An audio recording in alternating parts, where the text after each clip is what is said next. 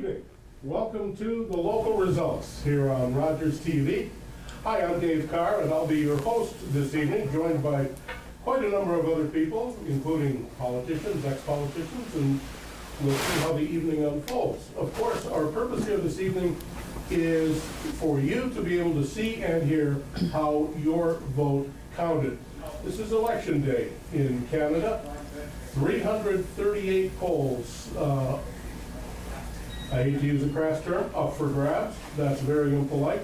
Somebody will probably find a better way to define that in a few minutes. You should know that a simple majority is 170 seats.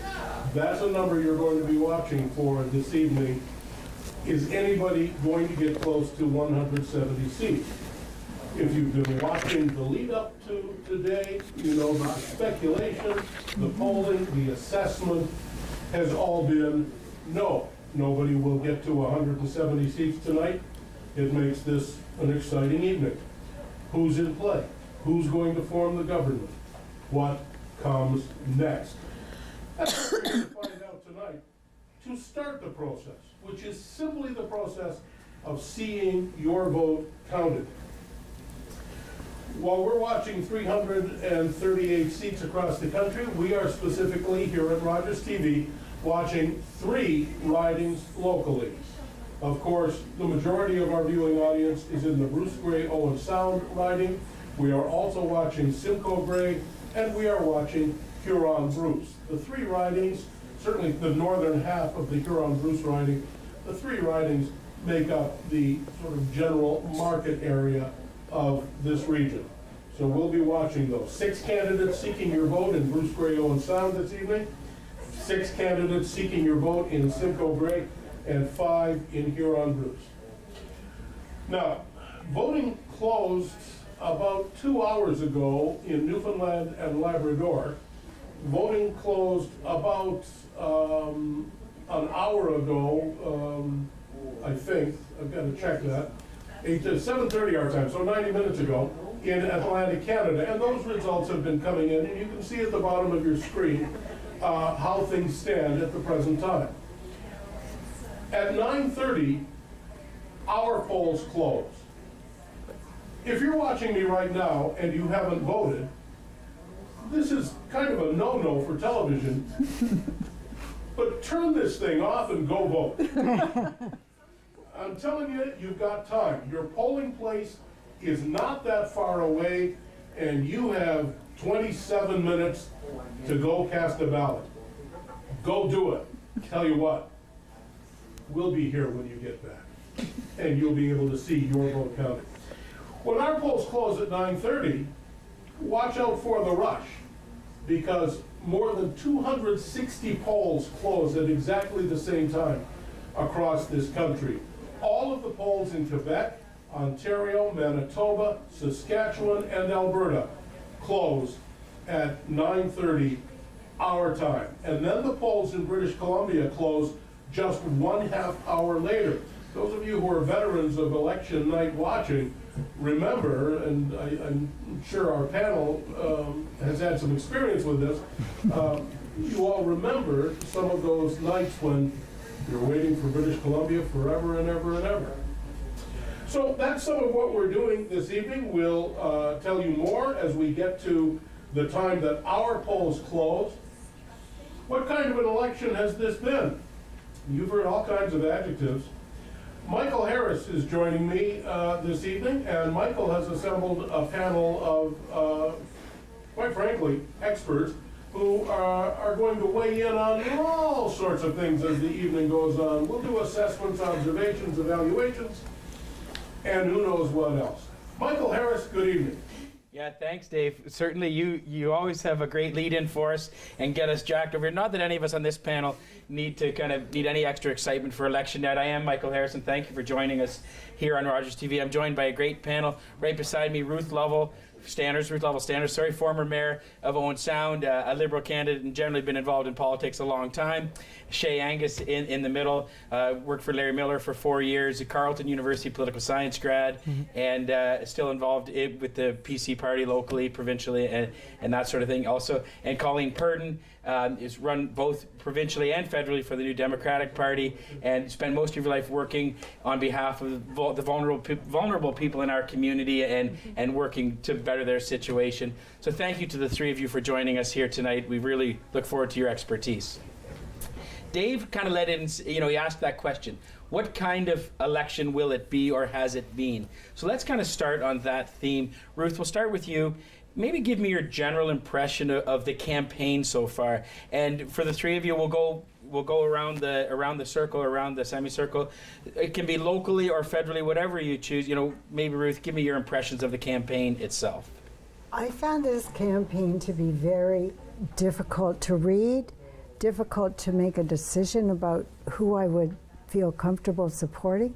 I felt disappointed for sure in the leadership from time to time. Some of the debates I found to be offensive, the way people were treating each other.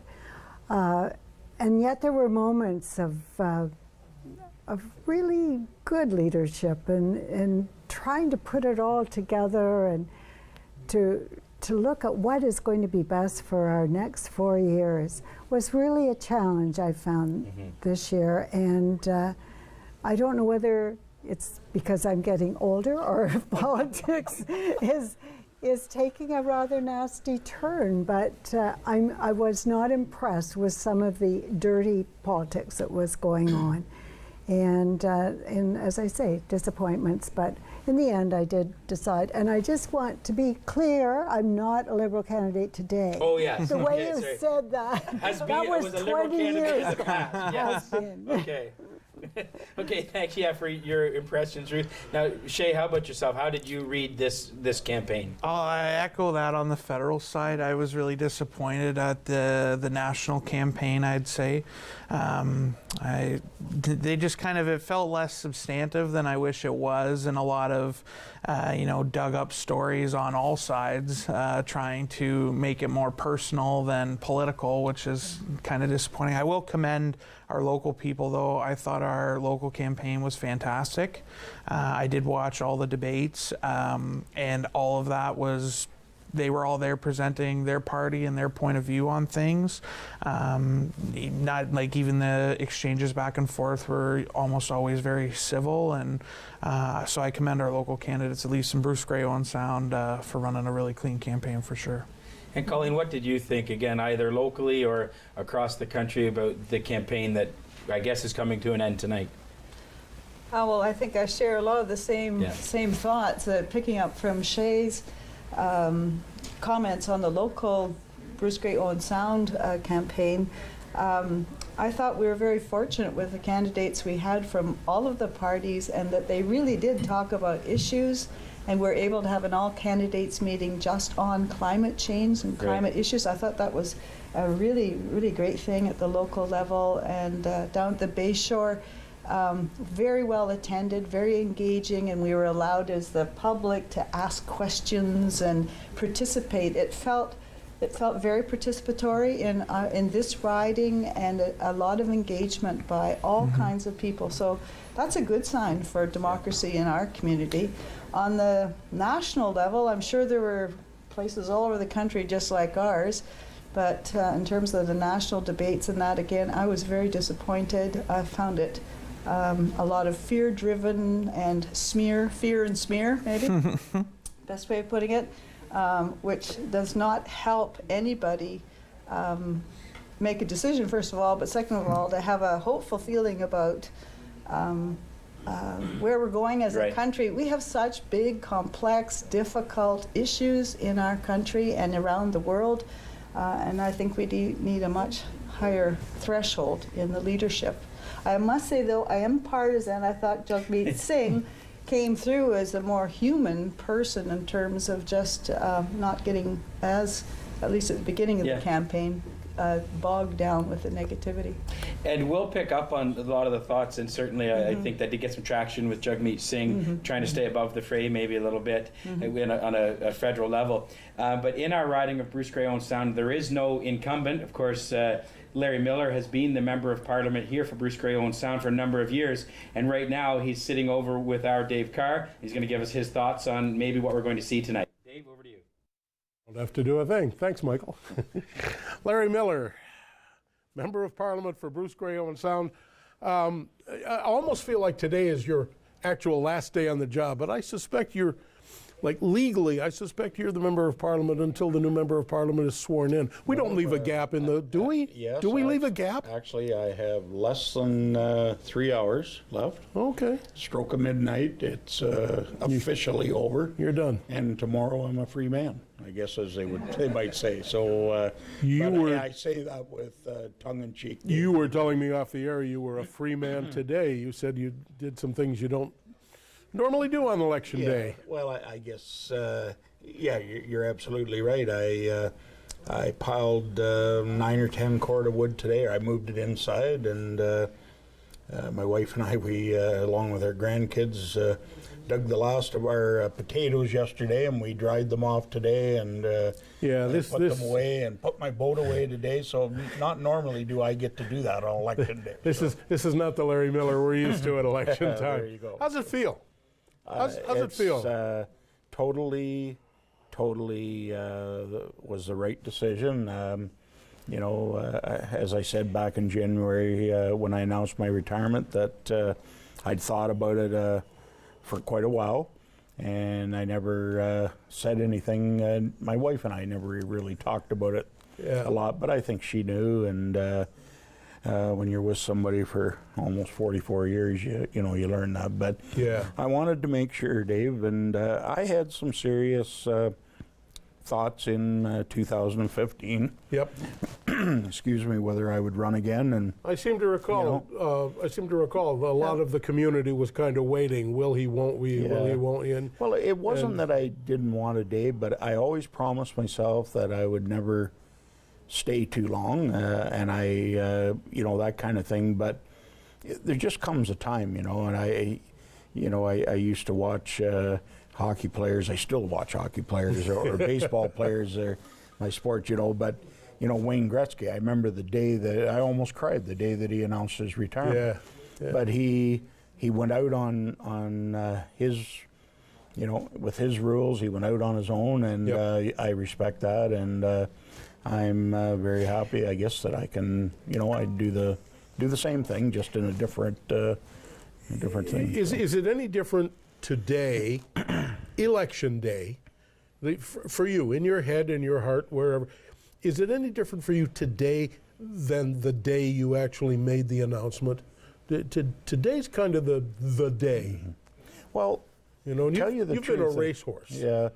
Well, I mean, I never ever did anything, whether it was when I was in business farming or when I played sports or politics. I gave it my all, and I love to work hard. Like I actually worked hard physically all day today, but I love that kind of thing, and I'm going to do a lot more of it in my retirement. And Can you tell me?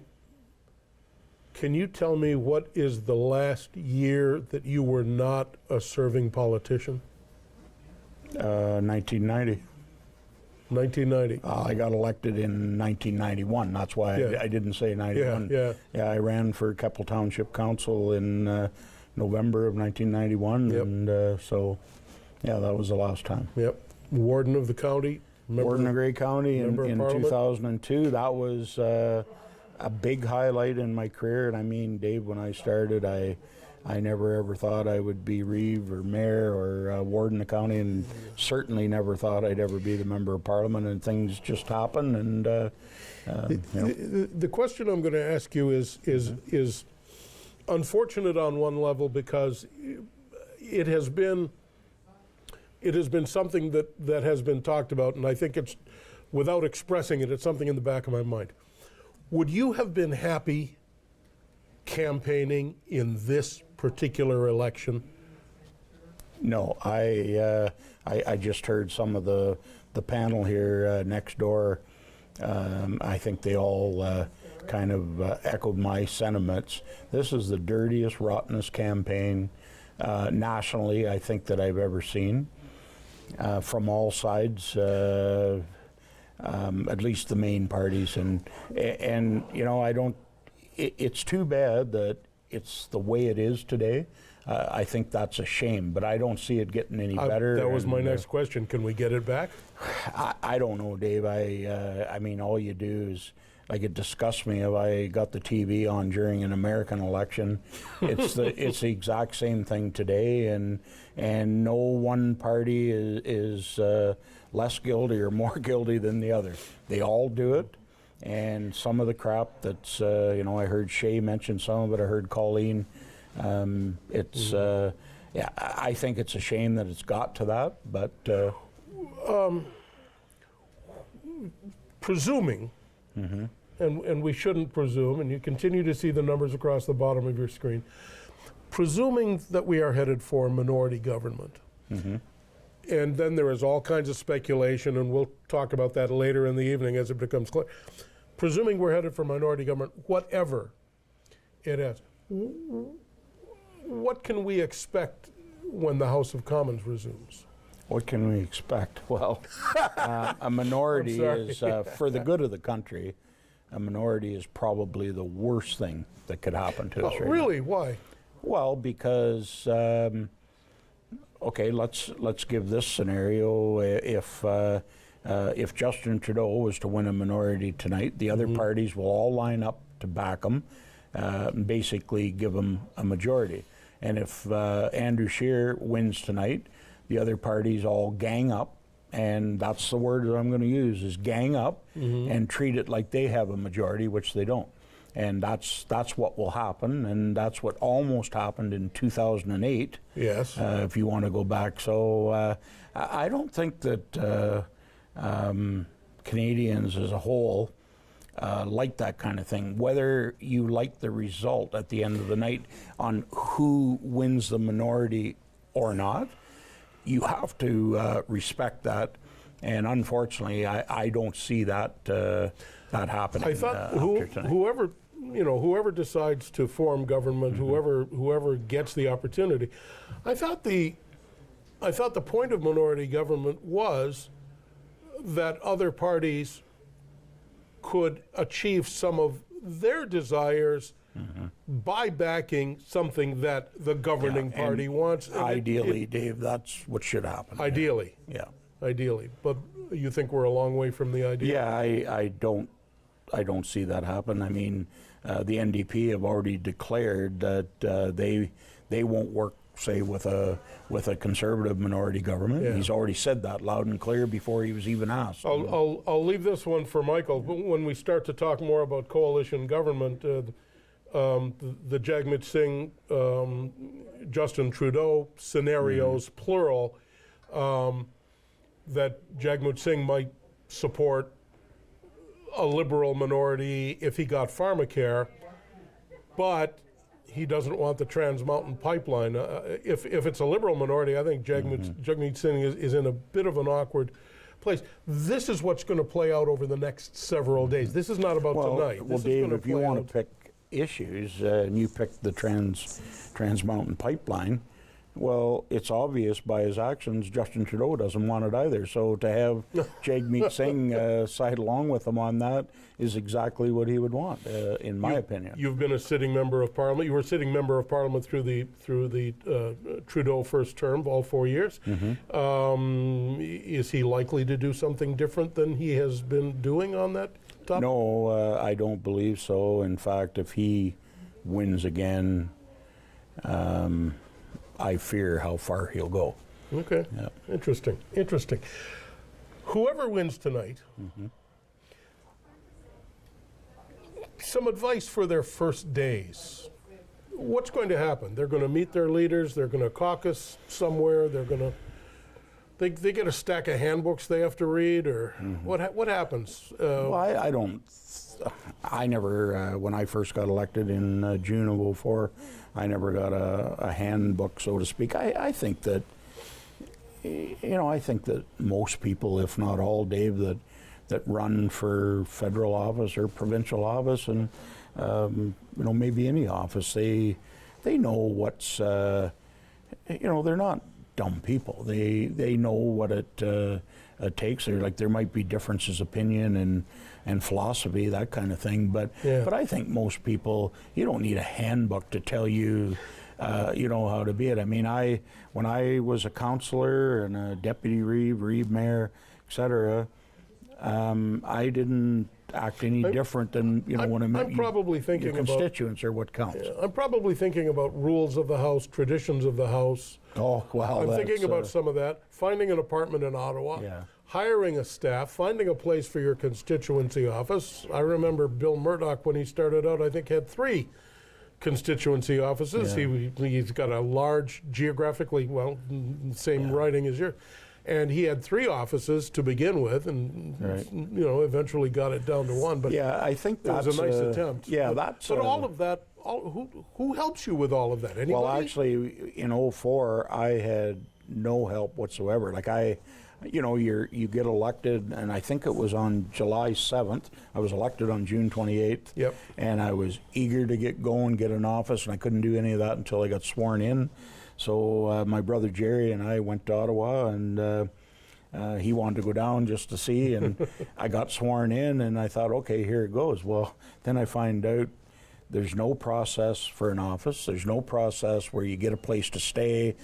There was nothing. I think it's better today, but I would still have to say that overall, I don't think newly elected MPs get the kind of support that they probably should. You go to Ottawa, you better be ready to swim. Like Gary Schellenberger was the MP from the time Perth Wellington, I think his riding was. He lived in just south of Listowel, Mitchell. And you know, if I hadn't have met Gary and knew him slightly, you know, I called him and I went, Gary, what the heck do I do here? Like, there's no guidance whatsoever. And so he let me use his office for interviewing new staff, stuff like that. He said, Larry, you just go use whatever paper you need. Like, we're all allotted paper in our offices and stuff like that. Yeah. You know, he said, return it someday or not, you know, whatever. But, and so after that, Dave, I made a point every time there was a by-election winner or something, I always reached out to them and said, look, if you need a place to interview staff or whatever, come and use my office. We're here for you. So That's good. And I think I'm not the only one. I think there was lots of other MPs that did the same thing. Yeah. So. What comes next? You got 2.5 hours left in your mandate, and you've been doing quote normal stuff, but tomorrow really is the start of another year politically for you, although not politically. What comes next for you? What's on the agenda for you and Marlene? Just I think getting back to, you know, and I don't use this term facetiously, but just normal life, I guess. And like, I honestly thought that's a well-advised term. Yeah, you know, it's kind of odd to not have to get up and be rushing somewhere, but I actually have 3 or 4 events, all veteran related actually. That's always been one of my pet projects is veterans and stuff. I've got a lot of time and respect for them. So I've got 3 or 4 of them events over the next 6 weeks, and I am going to, one's at my own Legion in Wharton. Sure. The annual Billy Bishop one is actually this Sunday, I believe. Yeah, I think so. And I'm going not as a member of Parliament, just as a citizen. I told them a long time ago I would go, and I'm not going to just renege on that. Just Larry, some guy who lives in Georgia Bluffs. But, you know, one of my granddaughters is playing hockey tonight, and unfortunately, Darlene and I have had a tradition of going out on election night for dinner, and so Chesney, she understood, you know, that kind of thing. And you didn't give that one up. No, I didn't. But I'm going to see more of my grandkids. Hockey things, dance, you know, that kind of. Brooklyn, our youngest granddaughter, she's in dance, so I'm just going to get a little more time to do that. And like I said, yesterday we went and it was a beautiful day. Went and dug the last of our spuds with the grandkids. So, what are you going to miss out of all of this? While you are happy to be returning to public life, and you said in your farewell speech on the House of Commons, it's not fun anymore. You said, I'm out of here. Everybody loved that. But what are you going to miss? The people. Which people? Oh, people in the riding, Dave. Some of my colleagues, And many of them, in fact, in my retirement speech, I actually mentioned a number of them from every province that I still stay in touch and we'll always be friends. We may not see each other in person as much, but it's funny, just a couple days ago, one of my best friends, probably my best friend from politics, he retired 3 or 4 years ago before the last election in Manitoba, and him and I talk once a month or more. And, you know, just stuff like that. We'll stay in touch. Yeah. Email's a great thing. Yep. You know, and so is a cell phone. There you go. Yeah. Good stuff. Larry, congratulations on your veteran thing. Thank you for your service. Thanks very much, Dave. Appreciate it. All the best. Larry Miller, the outgoing member of Parliament, outgoing in more ways than one, the outgoing member of Parliament for Bruce Grey Owen Sound. He has 2 hours and 35 minutes left in his mandate. The polls close in 5 minutes. I would again send you out to vote, but it's probably really getting to be crunch time. So stay with us. Hope you did vote, and you can watch your votes counted here on Rogers TV. Michael, I'm going to throw it to you for these 5 minutes until our polls close. And just that heads up, our polls and 260 some other polls all close in about 3 or 4 minutes.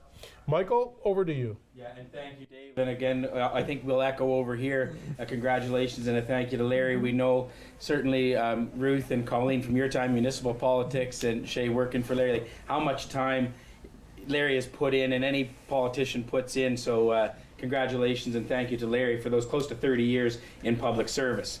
Now, Larry gave us some things to chew on, and we'll get to different things as we go along, things from minority government and what we started to talk into as well in the first bit about the differences in the local campaign and the federal campaign.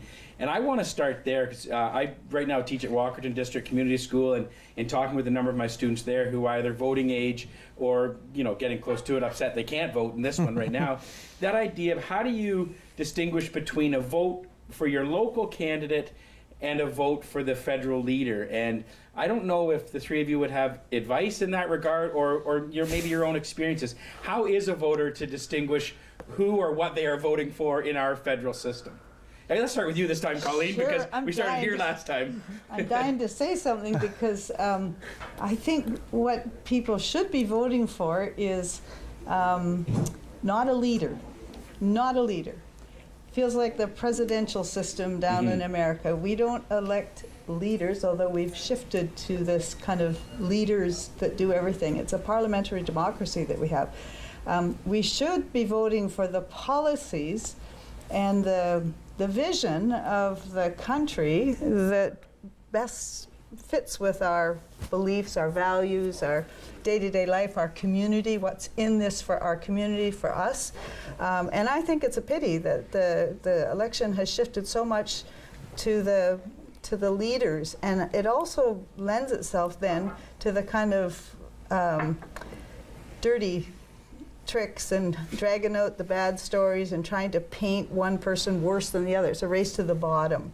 So I think if your students are going to be voting, they should be insisting on what are the policies, what are the plans that are going to work for our community. And for that, I mean this rural community. And I think locally, I don't know what to say there.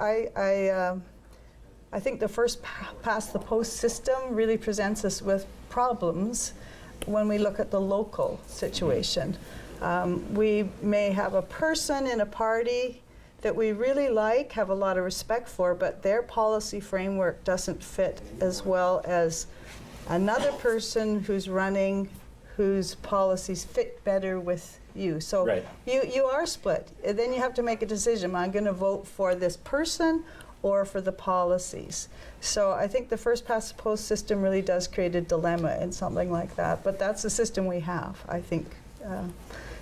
It's just part of it. Right, yeah, absolutely. And Shay, what are your thoughts I mean, it's a huge question because there's a lot of elements, and you touched on a few of them that all kind of creep into that answer. For me personally, I understand why so many people focus on the leadership because I think it's an unfortunate consequence of our system, at least as it is today, that there's a very top-down approach. Where MPs individually don't have as much freedom as Congress people, for example, in the United States.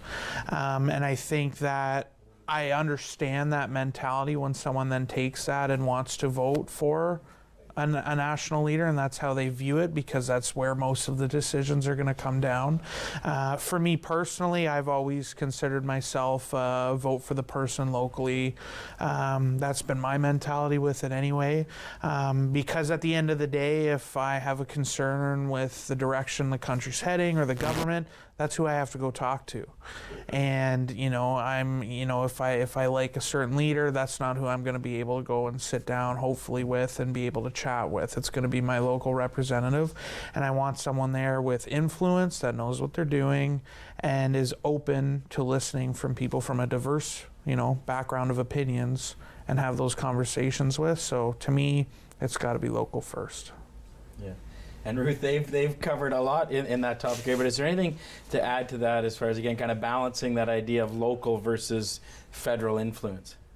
I think that we are stuck with that's the situation in Canada, that's what it is, and you have to be able to marry the two at some point and be comfortable with both. I think the leader is extremely important, and I've never felt that more than in the last few years with Trump being president. And suddenly you realize that that leader can set the tone for an entire country, if not the world. And so it becomes to me even more important today who the leader is, who is going to take the message forward to the rest of the world, who is going to be that person that your children, your students can look up to and feel that they have the principles as well as the ability to carry out the policies and process that are important to you. And we have to, because that's the way our system is, and I don't see it changing. I think Colleen's brought up first past the post is not appearing to be able to work. It's what it is, but the leader is very important to me. And, as well as. For me, I was just happy I was getting to have those conversations with my students, and I think young people are paying a great deal of attention. I would say, so I've been teaching high school for 15 years, and I've had more conversations, I think, in the lead up to this election with high school age people than ever before, and I think that's a positive. And maybe we can touch on youth engagement when we come back at a later time, but Dave Carr has another guest over there with him. Thank you, Michael. The first thing we want to tell you is that the polls are now closed in our local ridings. In fact, from the Quebec-New Brunswick border to the Alberta-BC border, the polls closed about 3 minutes ago. When the polls close, we should tell you this, anybody who is inside the polling place is allowed to go ahead and cast their ballot. If they are inside at the time the poll closes, they are allowed to complete that process. Then the counting begins, and then we tell you and we show you what is happening and how your vote counted today. You can see across the bottom the results primarily from the Maritimes. A couple of things to look at. One green elected, and you can see what appears to be a very early result from Quebec, with one Bloc Québécois leading with less than 0.5%, so it's only a lead. What is going to be interesting, Michael, as we look at these numbers, is how this is going to play out for the Conservatives right across the country, the numbers that you see in Atlantic Canada. While you're listening to me, you're looking not only at me, but also at Mr. Little, the Libertarian candidate here in Bruce Grey Owen Sound. Thank you for coming in. Thank you for having me again. Congratulations on running. Yeah, you and I spoke less than a week ago. Congratulations on the campaign. Are you happy with the way things went? other than not getting elected? Well, I won't know until the results come out, but I think so far. That's true. I'm being presumptuous. You're right. You're right. But- Thank you for bringing me up on that. You're absolutely right. So far, so good. Okay. Did you have a good campaign? Oh, I did. Did you? I did. Okay. A lot of people, a lot of activity working with you? A small but dedicated group. Okay. Okay. We talked about libertarianism. Just remind people again. I think, as I recall, there were kind of 3 basic tenets Yes. that libertarians enjoy. What are they? It's don't hurt anyone. Yep. Don't take anyone's stuff. Yep. And you have the right to do whatever you want, so long as you follow rules 1 and 2. And that applies equally and unreservedly to all people. Okay. And in that context, you would stunningly reduce the size of government. Absolutely. Yeah. You would stunningly lower rates of taxation. Correct. Okay. A lot of this campaign seems to have been on planks in platforms, bits and pieces of legislation, very sharply focused, very narrowly focused. How did those play out for you as a libertarian candidate and for libertarians across the country? Nationally, the question that kept coming up everywhere, not just here, every single riding pretty much, was broadband accessibility. Okay. And that's made for us. Just get rid of the CRTC, abolish all the monopolies, and let the free markets go to business. Okay. All right. That kind of works. I mean, it's interesting, and we'll see how the results go tonight. It's interesting that libertarians paint this picture of this sort of free, personal responsibility, life/governance/responsibility/obligation. You only had 24 candidates running across the entire country out of 338 ridings. Yeah. Yeah. I think the Veterans Coalition Party or something had more candidates than you did, and why? Well, we had 75 candidates in 2015. Yep. And we had about 208 possible candidates this year. Yep. But then the People's Party came out, and that took a lot of our infrastructure and our members and even several candidates. Okay. Yeah. Oh, actually, several candidates as yes. well. Okay. All right. All right. Are there things that you would like to say to your volunteers, to your supporters, to whomever? You have TV time right now. Well, thanks for making it possible. Without the volunteer staff in place, this never would have happened. That's very true. I had, I think, 6 days to form an EDA. Really? And we got it done. Okay. So, all right. I'm here to stay. All right. Thank you for doing this. Thank you. I appreciate your coming up and sharing yourself with us. Thank you very much. All right. Mr. Little is of the Libertarian Party, one of the 6 candidates seeking your vote in Bruce Grey Owen Sound federal riding. We will see how the votes count as we go on throughout this evening. Thank you. Thank you. All right. We are going to throw it back over to you for just a few minutes, Michael, waiting for your first results to come in, but you can see across the bottom of your screen primarily the Maritime results, with now some early Quebec results coming in, but those are primarily Maritime and Newfoundland and Labrador results. Michael Harris. Yeah, thanks, Dave. And so we are seeing results kind of unchanged, or largely unchanged since we went on the air, because those Maritime and Eastern Canadian results were already in. As Dave has mentioned, we expect a flood of results to come in sort of all at once, as those, I think he said 208 ridings all close at the same time. But before we start to see those come in, I wanted to touch on, in Bruce Grey Owen Sound and in Simcoe Grey, 2 of our focus ridings, along with Huron Bruce, there is no incumbent. Larry Miller was in for the interview. He's not running again, and Kelly Leach is also not seeking re-election in Simcoe Grey. Shay, we'll start with you this time. What do you think that does for a local campaign or a local election when when there is no incumbent running? Well, it takes away your name recognition, right? You don't have that, in Larry's case, for example, a 15-year built legacy, you come in and you're new. And so you have a lot of it's basics as far as how you run the campaign. You have to be out getting your name out there as front of many doors as possible, as much funding as you get on ads and all that kind of stuff. So it definitely lessens your impact and kind of opens it up to other options in that regard, because you kind of see, my buddy that I've known for 10 years isn't running around anymore, so now I wonder what the other options are. You're more open to that kind of thing as well.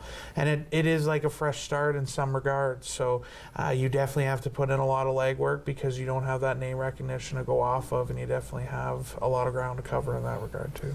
And Ruth, what do you think? Again, so when Larry Miller won the first time, he did defeat an incumbent in Ovid Jackson, who had been mayor of Owen Sound and longtime member of Parliament.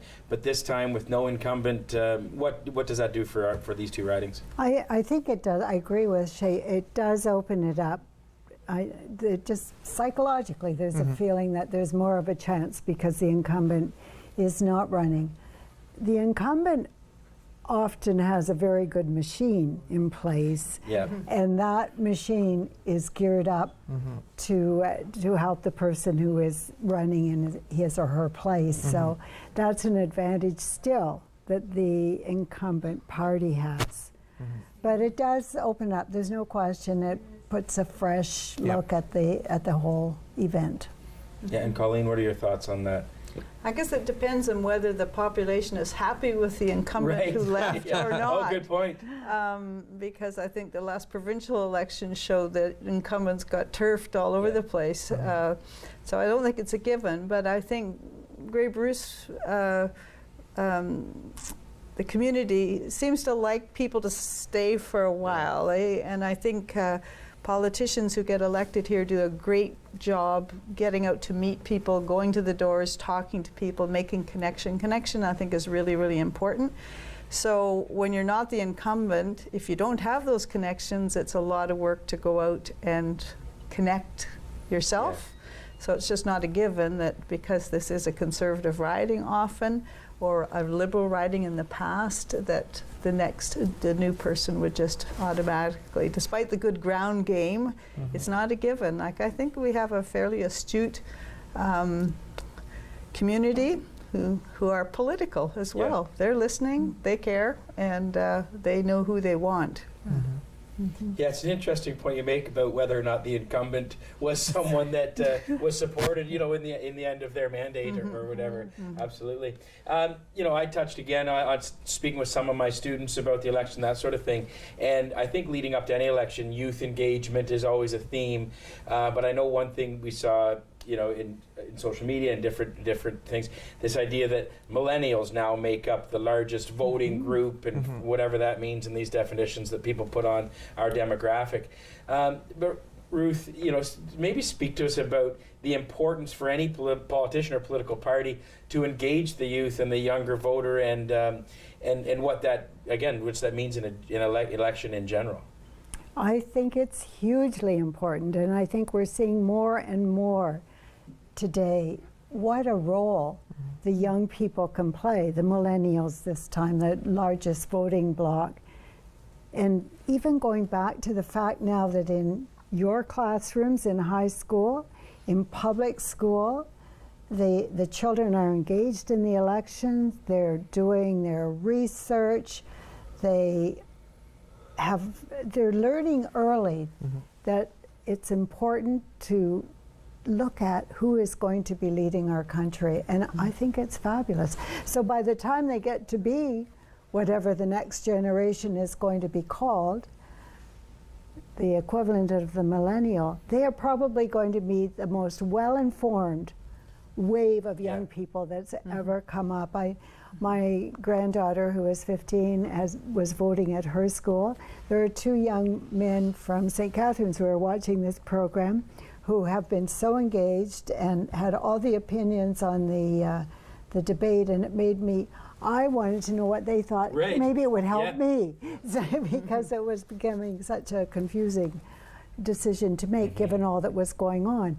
But it's fabulous. And congratulations to you for having encouraging your students to look at this. Well, I think you're right, though. It does challenge us as adults, too, doesn't it? To think about, while Shay's in that maybe millennial class, I don't even really know where that definition fits, but I'm certainly not. But, that idea that when the youth are asking and engaging in conversation, I think that does challenge us as adults to form our own ideas, or when it challenges our own ideas, right, to articulate what we think, and I think that's a positive thing too for ourselves. Yeah. So Shay, what do you, again, you're in a younger generation than the three of us on the panel, I guess, but so you can speak to that from an experiential idea too about the idea of the younger voter and how you get your information maybe even is as important as the fact that young people are getting more information than ever. Yeah, well, I think part of the information stream, I think the biggest thing that comes out of the millennial vote is more not necessarily polarization, but I find that the millennial voters tend to fall on the other. They don't like the conservatives and liberals per se. They tend towards further, libertarian, PPC, or NDP, Green Party kind of way. I credit millennials almost entirely with putting climate change into such a prominent spot that we've seen it in this election. And even locally, as you mentioned, we had a climate change only debate and, a conservative held riding for the last 15 years. And I think there's a reason for that. And I attribute that largely to young people that have maybe more forward-thinking concerns as far as, if the voting demographic is a lot older, you're worried about the OAS age being lowered from 67 back to 65, whereas young people are more worried about things like climate change and the effects that can have on their future. Right. And so being the largest demographic in this election, I really hope that people, and we have so much information at our fingertips now. We can find out almost anything, and we've had issues with things, you've seen things with Facebook and Twitter and social media about the influence of bad information. So I think we're working on all of that, trying to sort that out as things go. And by and large, I think the dissatisfaction I've sensed, at least from my age group and people I know, comes from this kind of, we're tired of the cycle. We're tired of the same old vote one out, the other comes in, you vote them out, and the other comes back in. And so I think I like the idea of seeing where millennials go with that and hopefully have a nice turnout tonight. So. Yeah, I find it very exciting that so many millennials, I have 4 of them in my own family. Yeah, that's right. Yes, you can speak with great experience as well.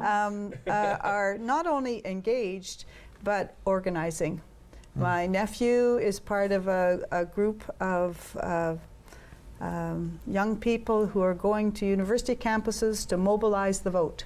Because they can make a difference if they vote, and traditionally university students have not participated in a big way in elections, but they have a whole movement now of people getting the millennial vote at universities out. And looking forward, looking further than the next election cycle. I think that's one of the big frustrations for many millennials is that the traditional politicians just look at power and power for 4 years and hopefully keeping that power for the next 4 years, and just it's all about power. And I think a lot of millennials are a lot more interested in the future long term, like the 7 generations and where we're headed, and why climate change has been one of the issues that they've really become very involved with. And the others have been some really inspiring young people like Greta Thunberg.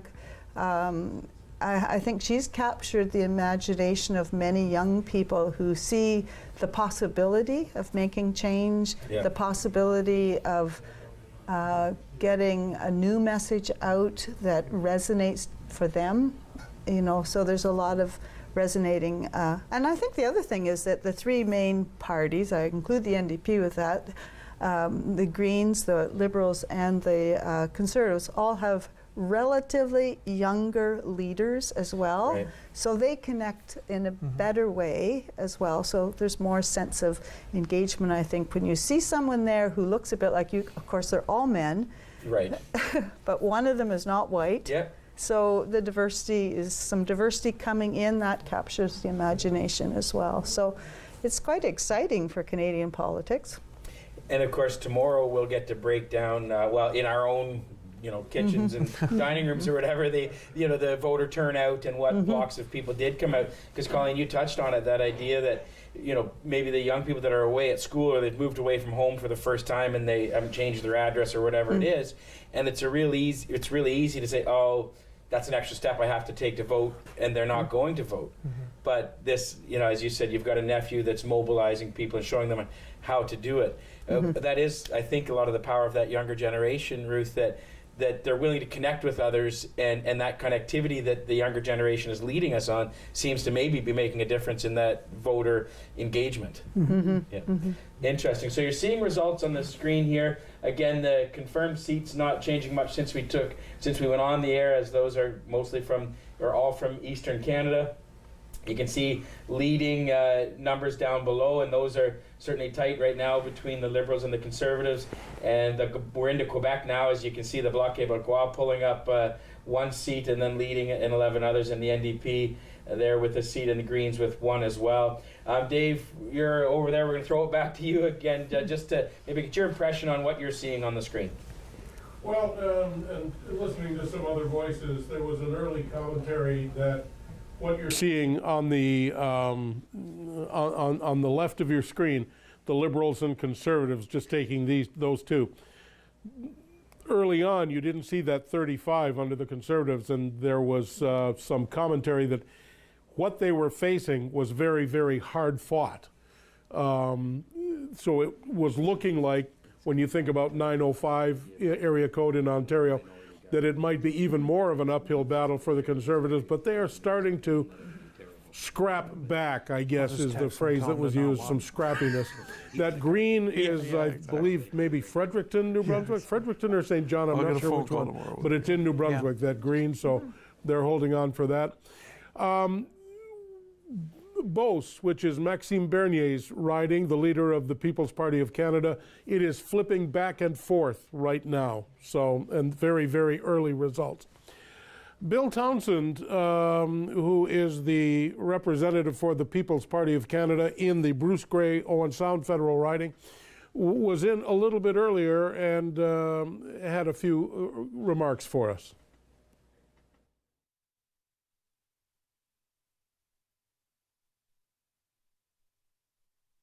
And I have the pleasure of talking with Bill Townsend from the People's Party of Canada.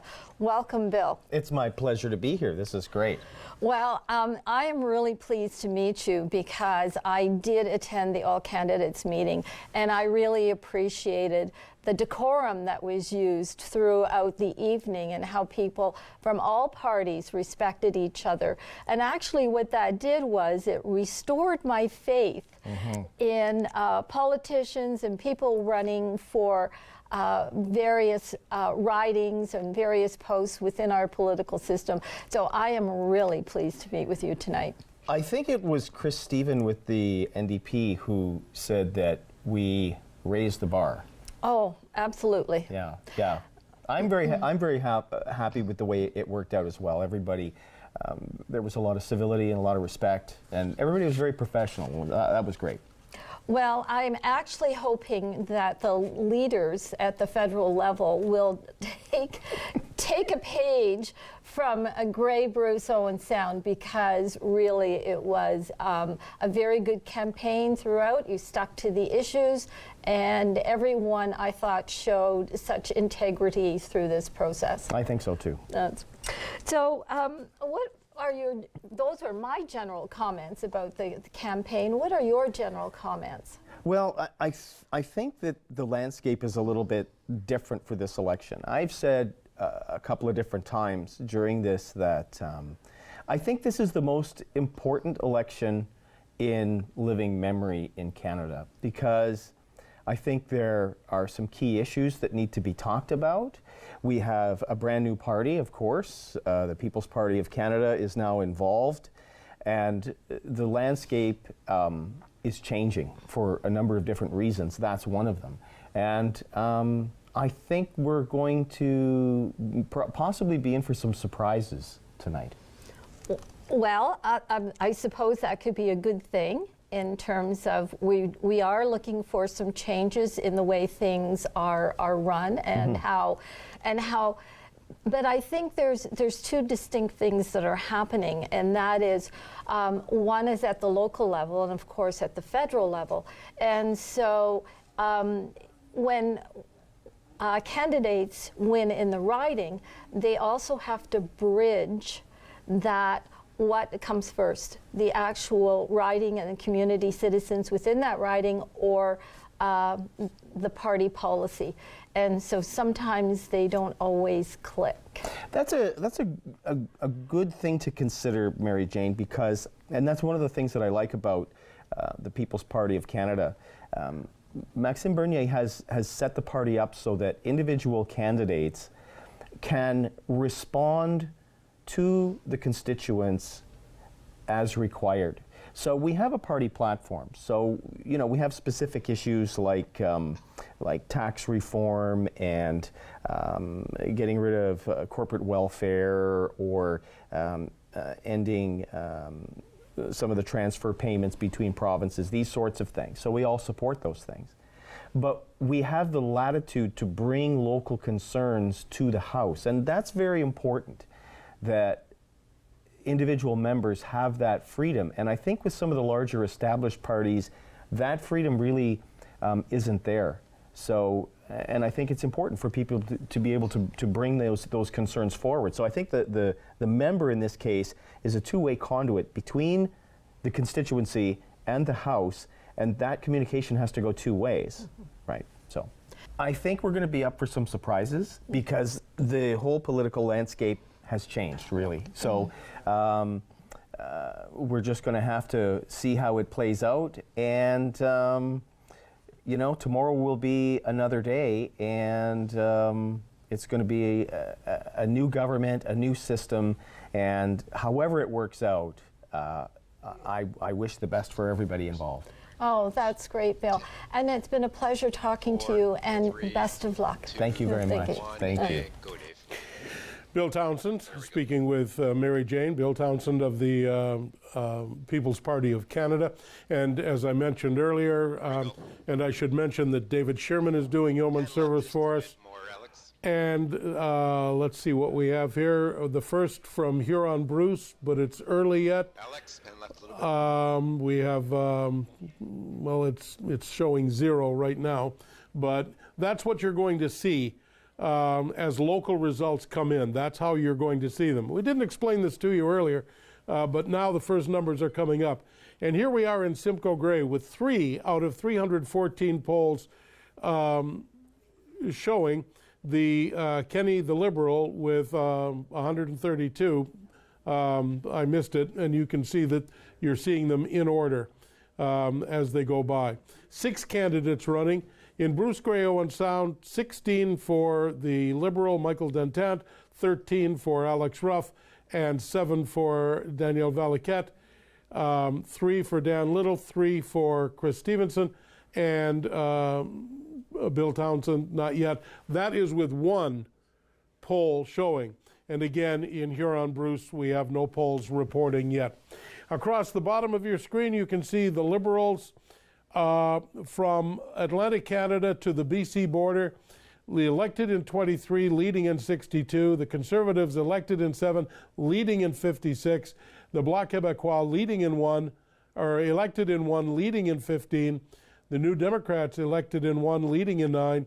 And the Green Party elected in 1, and that's where we are right now.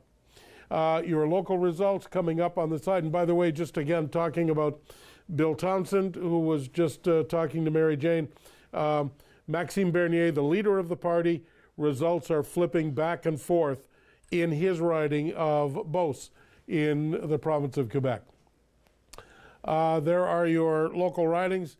By the way, 6 parties running in Bruce Grey Owen Sound and in Simcoe Grey, and 5 candidates running in Huron Bruce. There are 21 registered political parties in this country. You only hear of 6, or maybe 7, or sometimes 8, because there are a couple of candidates. There's a candidate running in Simcoe Grey from what people generally call a fringe party, and the Libertarian in Bruce Grey Owen Sound. But there are 21 registered political parties in this country. Mark, did you say we have Chris Stevenson? It's Chris Steven, NDP candidates. Chris Mary Steven. Jane caught up with Matt Montana's. Yeah, Mary Jane caught up with Chris of the NDP. Let's see what happened.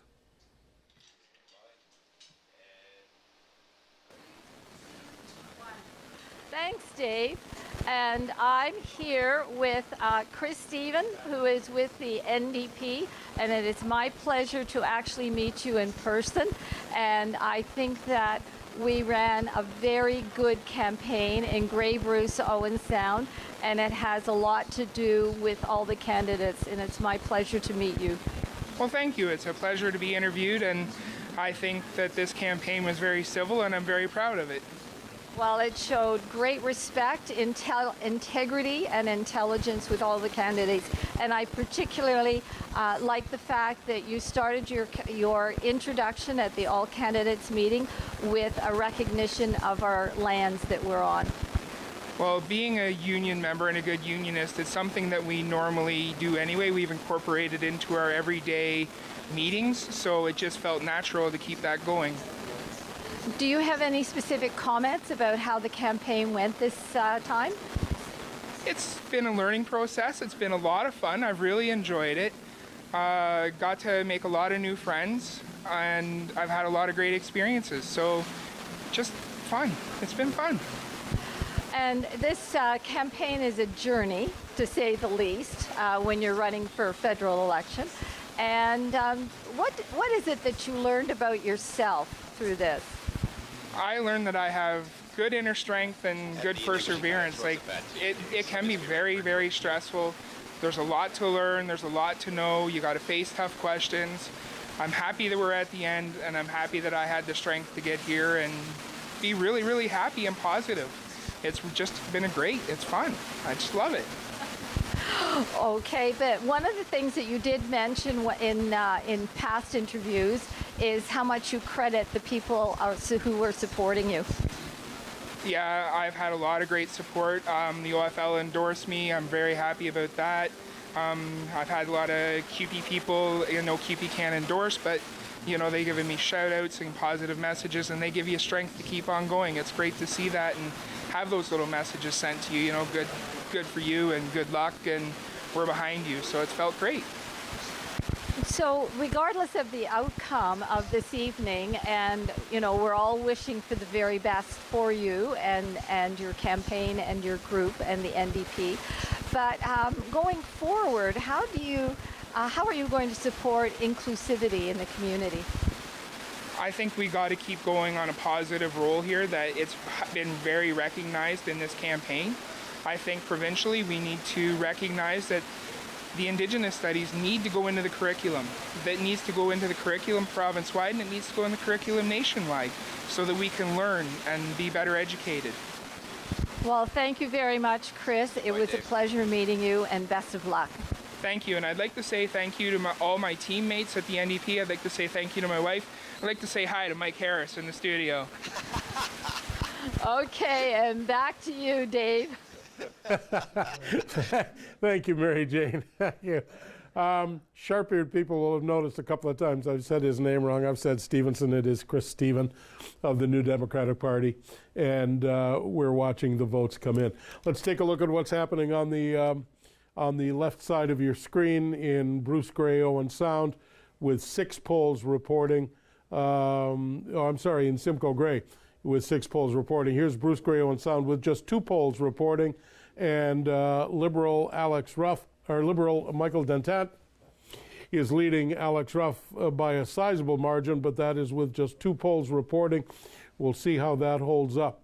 Is it time for a change in Bruce Grey Owen Sound? That's an interesting start. Here on Bruce, 1 poll reporting out of 259, and we have no numbers yet from the Huron Bruce federal riding. And across the bottom of your screen, you can see that the Liberals are either elected or leading in well over 100 seats now, And again, just to remind you that the magic number is 170 for a majority government.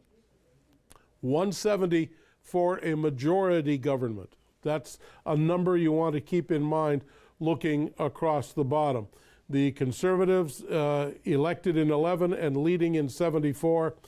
The Bloc, those leads for the Bloc in Quebec, steadily increasing. I think the last time I looked it was 11, it's up to 17. The NDP had 9, they've lost 1 somewhere. And the Greens are leading in a second seat. And we'll have to find out where that may be as well. The one that they're declared elected in is in the province of New Brunswick. Here are the first results from Huron-Bruce on the left-hand side of your screen. And the Conservative incumbent, Ben Lobb, is in the lead. We are giving you these not alphabetically, but numerically. Whoever's in the lead, you can just follow it on down. In Simcoe Grey riding, Terry Dowdall, the Conservative, leading Mr. Kenny, the Liberal, 425 to 356. And your other candidates in Simcoe Grey. The other at the bottom is with the Veterans Coalition Party of Canada. So now, yes, in Bruce Grey Owen Sound, all of a sudden, we've made this big jump. Something has flipped there in Bruce Grey Owen Sound. I don't know.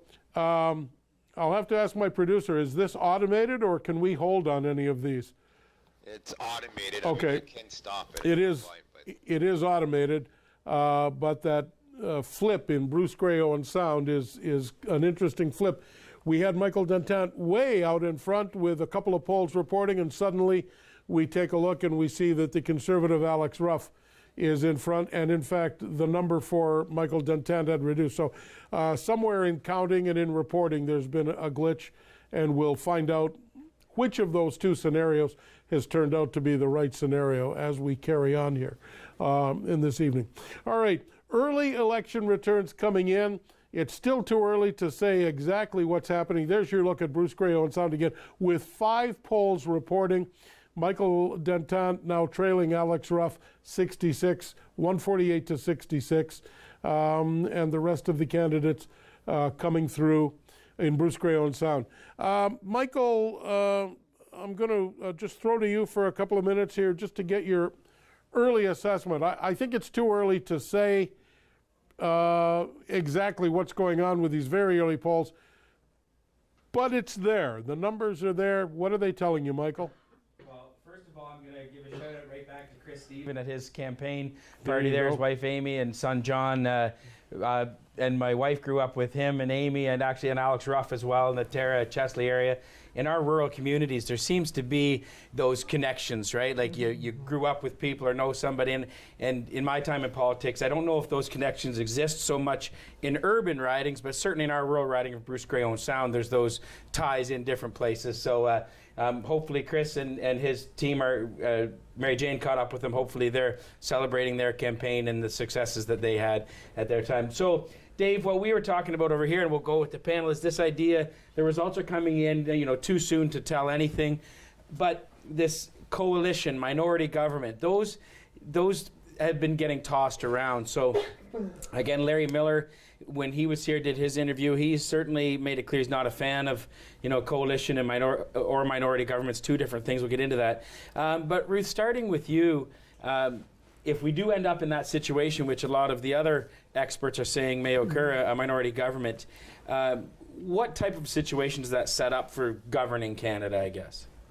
I think it's to our benefit if it does happen. I think it ensures that people will have to get along, they will have to listen to each other and find out what's going to work for the most people. And it takes care of any questions of arrogance very quickly, because there's no room for that, as there can be with there's a huge majority. So I like the idea of a minority government who is going to be required to work with another party. And that may be a reflection of having a difficult time deciding which party to support. You may end up having your choice of two. Right. And Shay, what are your thoughts on that? Again, minority and coalition means sort of slightly different things, Yeah. but the idea that one party doesn't hold a clear majority, again, what could Canadians, I guess, expect if that is the situation we find ourselves in? Well, I think there's all kinds of different things that can come out of minority governments. We talked about coalitions and accords and those kinds of things, but I may not agree that if the minority government shapes up to be the Liberals and NDP that I necessarily think that's good for the country, being the right-winger on the panel, but I do maybe disagree with my former employer on that regard. I don't think that by definition coalition governments are somehow anti-parliamentary or something to be necessarily looked down on. That's kind of the intrinsic design of the system. If that's what happens, then it's theoretically a majority government is the same thing. 50 plus 1% of MPs vote to pass legislation. If 50 plus 1% of MPs do that with a plurality of seats, that's how the system is supposed to work. And so I, again, may not like the consequences of that with how the results are looking at this point, but I do agree that is kind of the system. And even to touch on one of Larry's examples about how Jagmeet has said that he would not, support the Trans Mountain Pipeline, for example. If indeed the Liberals did want to go and move forward with that, maybe they would have an ally in the Conservative Party to push that bill through, and he wouldn't need Jagmeet Singh and the NDP to do that. That's kind of, again, you talked about compromise. That's what it is supposed to be designed to do. So there are outlets there. But again, I mean, that seems to be what we're going to be shaping up with. I don't think even if the Conservatives get the plurality of seats, I think we have some form of a Liberal NDP coalition going in. So. And so, Colleen, do you think, I'll get your thoughts in general, but do you think in a minority government situation is the possibility there for more voters, to be represented with a voice in the legislature? Yeah, I think that many Canadians are really sick of majority governments that come in with much less representation than even half of the population, and then go forward with an agenda that belongs to their vision and party, but doesn't meet the expectations or the vision of probably the majority of Canadians. That's happened on both the Liberal and Conservative side. So I think the minority situation may be a government that gives better representation for more people. And there was a really good article in the Star on the weekend saying that the Canadian system is very adversarial and has become increasingly adversarial. And that in the past, the Canadian politicians spent more time working together for the benefit of everyone instead of just the benefit of their party. And I think that we need to get back to that if we're going to tackle some of the really big critical issues. And a minority government or change from the first past the post, which was promised by the Liberal Party and didn't happen. There might be more support for a minority government or a coalition government today than the last time they tried it. Well, let's go back to that point you just made, Colleen, and I'll start with you on that one as well. In 2015, a big part of the Liberal campaign was the fact they wanted to implement some form of electoral reform. And certainly there was, early in their mandate, they made some attempts or whatever, and there was some negative blowback when they weren't successful in any form of electoral reform. I believe it was a part, and we were talking earlier, the NDP platform and the Green platform. Why do you think in this election we're kind of looking maybe at minority situation, but the idea and that of electoral reform didn't get more play in a national campaign? Oh, that's a hard question. I think it was the last campaign's issue, like it was a big promise, and that was going to be the last first past the post election. That was the promise, and it didn't happen. So I don't know. I know, though, if we just forget about the first past the post and electoral reform, that many, many Canadians don't like the seesaw, like what we have going on now in Ontario. So there was a Liberal majority that put all kinds of programs and policies in place. We get a Conservative party that comes in and just starts taking all that down, and then if there's another Liberal, they put it back up. It's a huge waste of money and a waste of all around. So I think there is more appetite in Canadian politics for people to work together, and that was in the start of this article was about, you know, Canadians like politicians to fight, and until we start thinking about politicians working together, they're going to be entertained by the fight, the back and forth and all the rest. I lived in Germany for 7 years. Even the parliament is in a circle, a semicircle. Nobody's sitting across the aisle slinging things back and forth. It's an expectation, and it's also a proportional representation, that parties work together for the best decision for the country. And we could do with a bit of that, I think, in Canada. So, Shay, we'll come around to you, that idea of electoral reform as well. And do you see that could creep back into, you know, again, it wasn't a big part of the everyday conversation this election, but do you see that there could be any appetite for that to come back into the conversation as we go forward in Canadian politics? I think if a coalition government is going to be the way that this goes, I think that naturally brings that back to the forefront to some degree. I think the reason it's not an issue right now is because neither one of the two governing parties are talking about it. Right. And, you know, and I say fringe parties encompassing anyone other than those two, you know, a proportional system, which was actually recommended by the committee that studied it, would benefit, you know, the NDP, the Greens, even the PPC, and those kinds of parties as well. And the only reason I think it was a topic last time was because Justin Trudeau, who had a huge wave of support behind him at the time, was talking about it and was going to do that. As soon as he realized it wouldn't be a ranked ballot, then all of a sudden he was not interested in that. But I think that is exactly the reason why it's not being discussed. But if a coalition moves forward and Justin Trudeau and the Liberals need support from the NDP and the Greens, I think that's probably going to be one of the bargaining chips. So I wouldn't be surprised if this election was the last one from first past the post, but I've heard that before. Right. Well, you heard it the second time here on Rogers TV in Rogers Grey County. There you go. From Shay Angus. And Ruth, a lot was said by Colleen and Shay there, but that idea of electoral reform, in your conversations, you know, around politics and elections, is that something that comes up in the conversations Not at you all. have? No.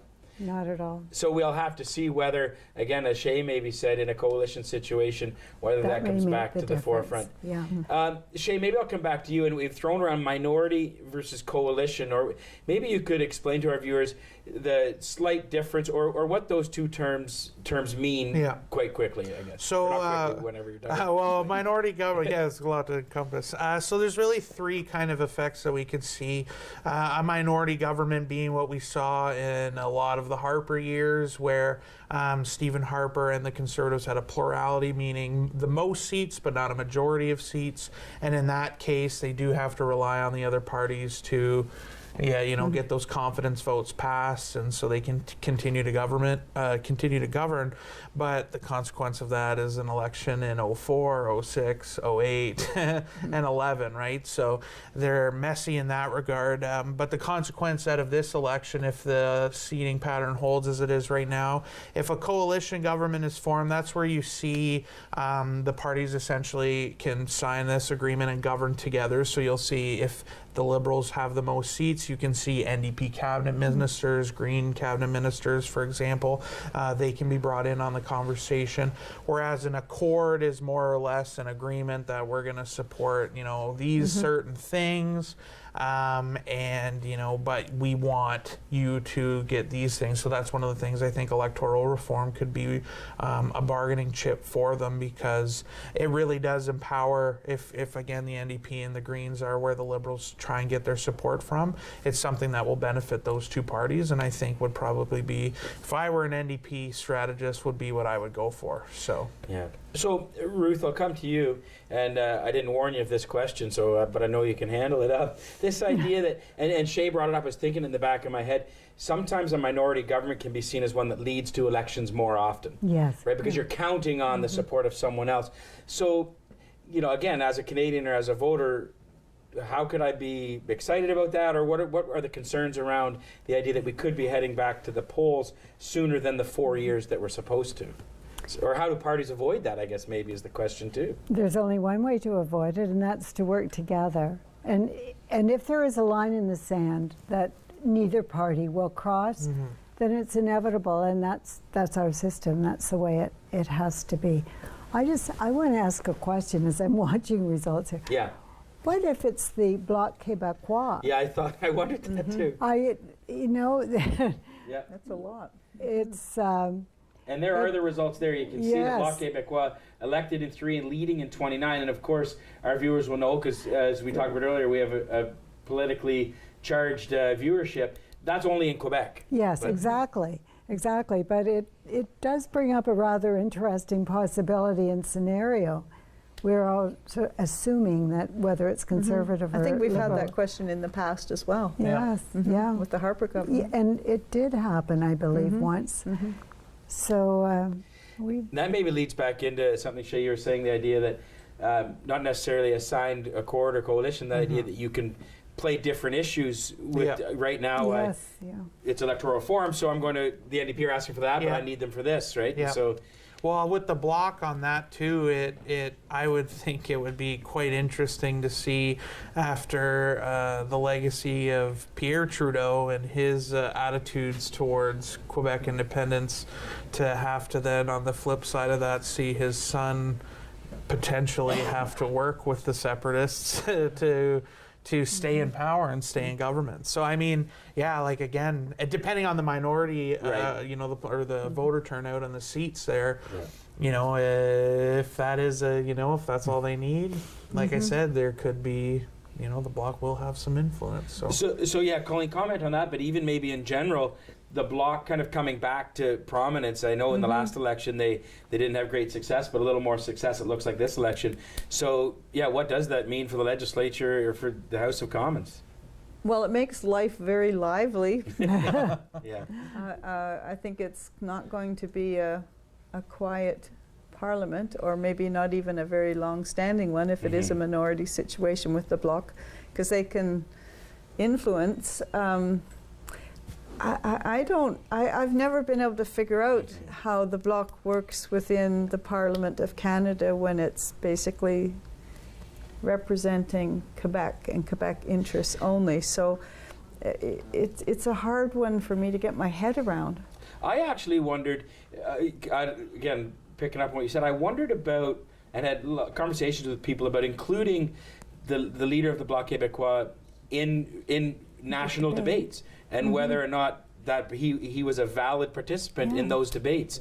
Ruth, what do you think? Do you think they should have a podium for the leader of a party that only exists, and by their own mandate only exists and cares about the issues of Quebec? No, I don't. And I have to say, when I watched him on the debate, I was quite impressed with the man himself. But that's not the point. Right. That just seems wrong. Yeah. It seems wrong. What do you think about that, Ruth? You're Ruth. Yeah. Colleen, sorry. No, I think he should have been there, and the Bloc needs to be there because they are part of it all. You can look at it in a different way too. In a federation that was working really, really well, all voices of all provinces would be heard, and people would be working together. Right now, it's kind of a polarizing federation we have. So we have, sharply different political views in different geographic areas of Canada, and different needs, and we haven't found a way to make that work in a really good way, I think, in the last I don't know, decade at least.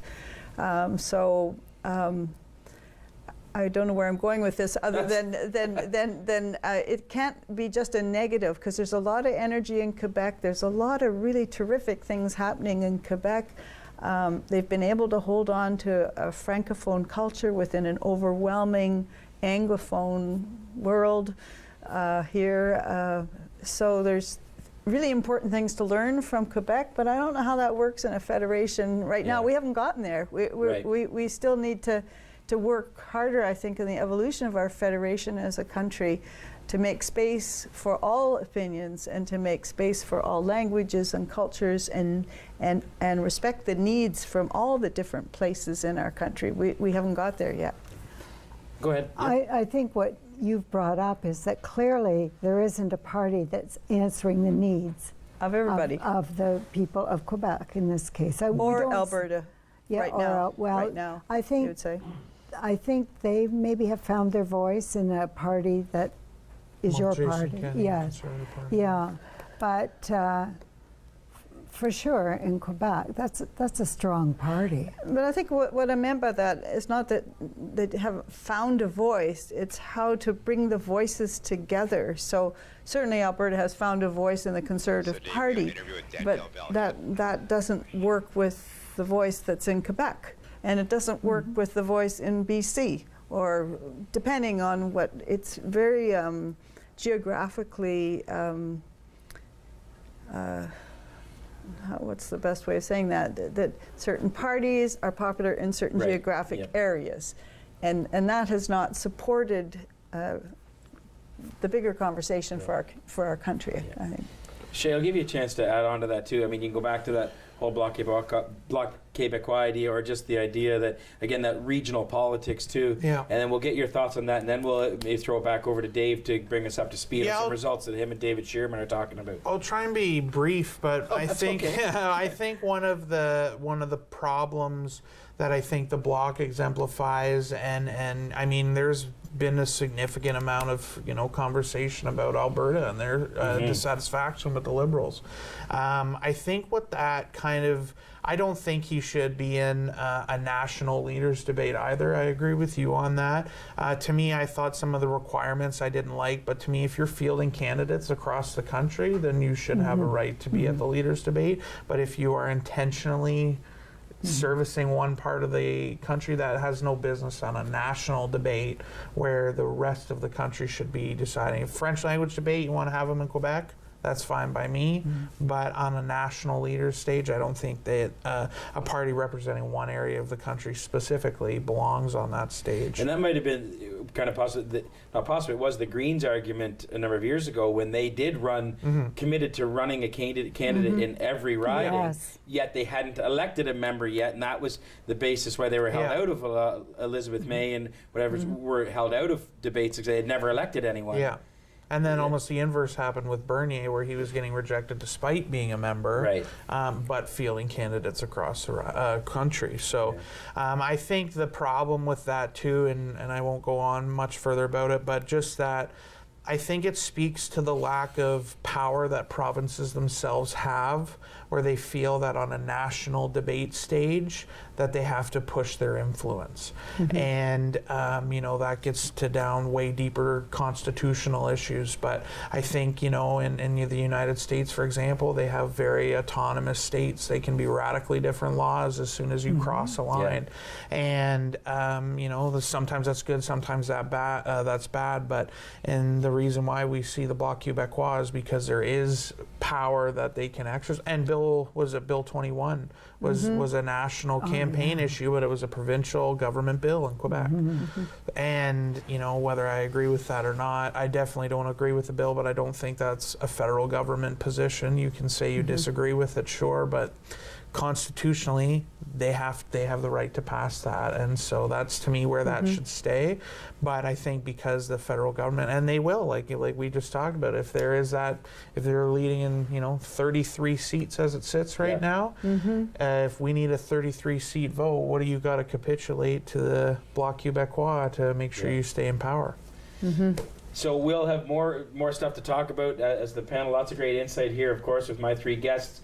Dave Carr, we're going to come back to you. I see David Shearman running back and forth to your desk with lots of news. So why don't we get your impression of what's happening right now with the election? Only a couple of things from David, and more are going to come as the vote keeps building up. But 59 ridings are still deemed too close to call across this country. And of course, the polls closed in British Columbia a half hour ago, so you will start to see some of the addition in from British Columbia, where there were many three party races in particular. Other media are starting to call a liberal minority government, and you can see on the bottom that the Liberals are leading or elected in 146 ridings, 170 for majority. The Conservatives, as you can see across the bottom, considerably less than that. And the Bloc Québécois, as you said, those 33 seats. Should point out to Michael and the panel, of course, when we talk about Maxime Bernier, that he was elected in 2015 as a Conservative. And I think although he left the Conservative Party to form the People's Party of Canada, that's why there was great resistance, never mind some ideological resistance to him being on that platform, but there was some resistance to him being in the leaders' debate because he had been elected as a Conservative, not as the People's Party of Canada. Nevertheless, you heard some of the conversation about that. As we go through and continue to look at Simcoe Grey, now about 20% of the polls reporting, and it's about a 1,500 vote plurality for the Conservative there in Simcoe Grey. Terry Dowdall over Lauren Kenny, with Sherry Jackson polling third of the Green Party. In Bruce Grey Owen Sound, with 30 polls now reporting, about a 700 vote plurality for the Conservative Alex Ruff over the Liberal Michael Dantant, and Chris Stephen of the NDP polling in third place. And as we continue to move through, you see the other numbers of the people you voted for today. In Huron-Bruce, more than twice the incumbent. He's the only incumbent in our riding in our neighborhood. He's the only incumbent, and he is well out in front. Ben Lobb in the riding of Huron-Bruce. And across the bottom now, you see the Conservatives with 107, but the Liberals with 144. Either leading or elected or leading. These are totals, and they keep changing.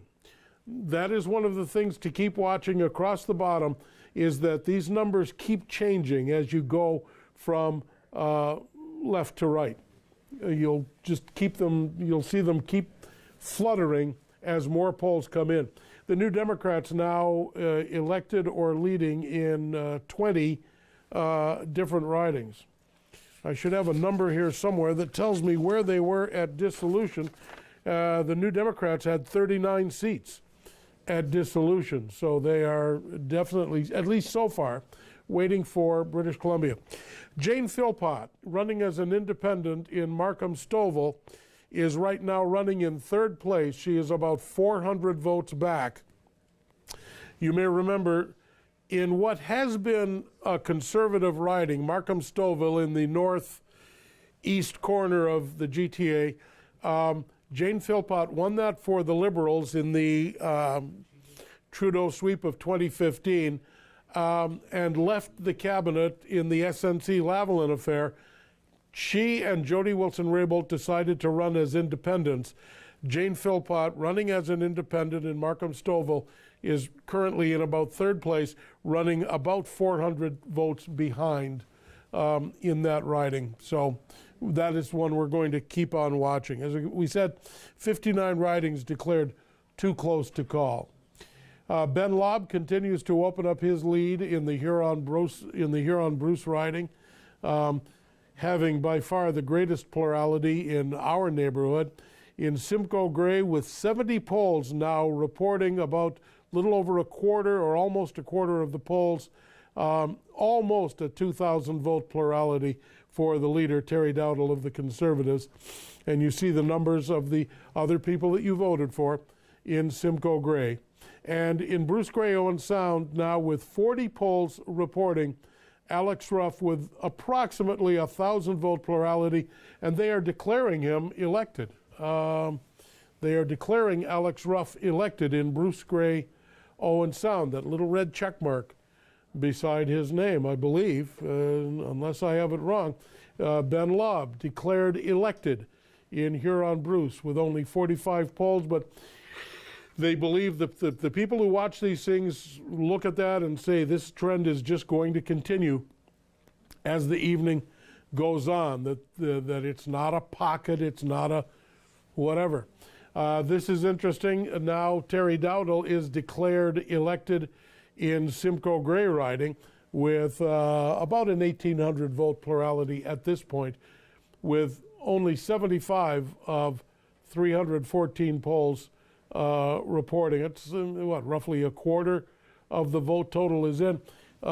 Simcoe Grey riding, 97,000 electors in the 2015 election, and it will be pretty much the same this time. Looking at, and the results, the numbers I have are from the 2015 election. In Simcoe Grey, 97,000 electors. In Huron-Bruce, about 80,700 electors, and about 82.6 in Bruce Grey Owen Sound. That's how many people were eligible to cast ballots. In 2015, in Bruce Grey Owen Sound, out of 82,607 people eligible, 56,545 cast ballots. And of those, about 12 were spoiled or rejected, did not make it to be considered as valid ballots. This evening continues here on Rogers TV, your local results. You look at Bruce Grey Owen Sound. The numbers continue to come in. Danielle Valaquette of the Green, Bill Townsend, and Dan Little there, the other three, if you will. The Conservative incumbent in Huron-Bruce, almost twice as many votes now, opening up the largest plurality in our neck of the woods. So this is where we are. We will continue to talk about the various aspects of this election. You can see the numbers continuing to come in. I want to pick up on something that Michael and the panel were talking about on the issue of electoral reform. And these are just observations. Jagmeet Singh suggested that electoral reform would be a condition of supporting Liberals, depending on what the project is. And the media asked the Liberal leader very bluntly, would he accept that as a condition, and he did not answer the question. The other thing about electoral reform is that it has been tried 6 times in this country, including the federal. It has been tried 6 times in this country, including the Trudeau government's attempt, and it has failed every time. So if the theory is sound, it appears that it may be the process or the particular type that may be flawed. But 6 times, including 3 in British Columbia alone, it's been taken to the people and rejected 3 times. I believe we are going to hear from the Green Party candidate in Bruce Grey Owen Sound, Danielle Valaquette. And I am here at the Grey Gallery with Danielle Valaquette from the Green Party. And it is my pleasure to have this opportunity to meet you in person and to interview you. I just wanted to congratulate you on running for the federal election, and also the fact that all the candidates have tremendous respect and integrity through the campaign process. Yeah, well, it actually made it quite enjoyable. It was very civil, and any conversation that was negative was about parties and not people. And so I thank the rest of the candidates for that as well. It really was a lovely experience.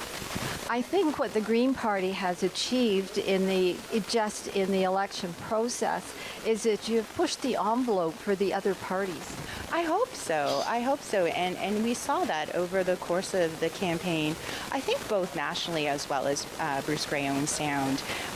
There was talk of how the climate agenda changed a little bit. In particular, the Liberal platform starts to look a lot like the Green platform by as we got closer to the 21st. And we know that campaigning is quite a journey unto itself. And what have you learned about yourself through this process?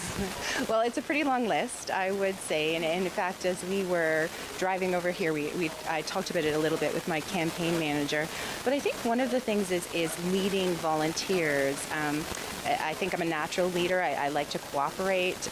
But it is a little bit different with volunteers. And it's... that certainly I was good at parts of that and an opportunity to grow in other places. I always like to ask that question because I get such wonderful answers. But one of the things that I particularly liked about the Green Party is that it was inclusive. What the idea that you're willing to work with all parties on good ideas.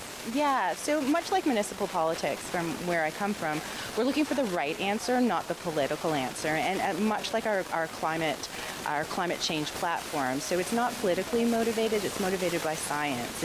And what's great about that is when you sit down and you create the policy and you figure out what the answer is, it's really easy to stand by it because you know it's the right one.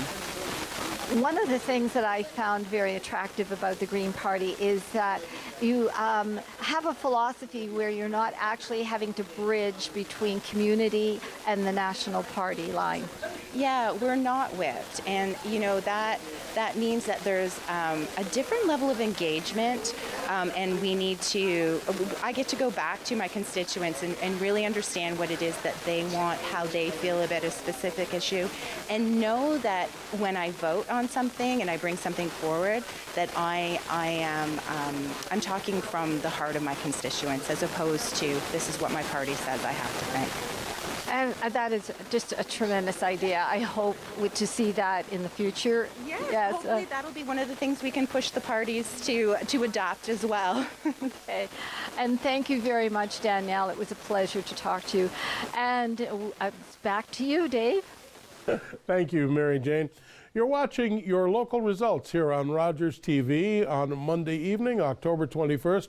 It's Election Day in Canada.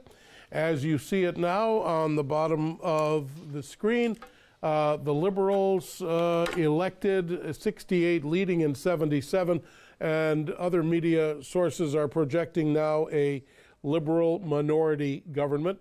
The Conservatives leading or elected in 118. I'm just looking around the country.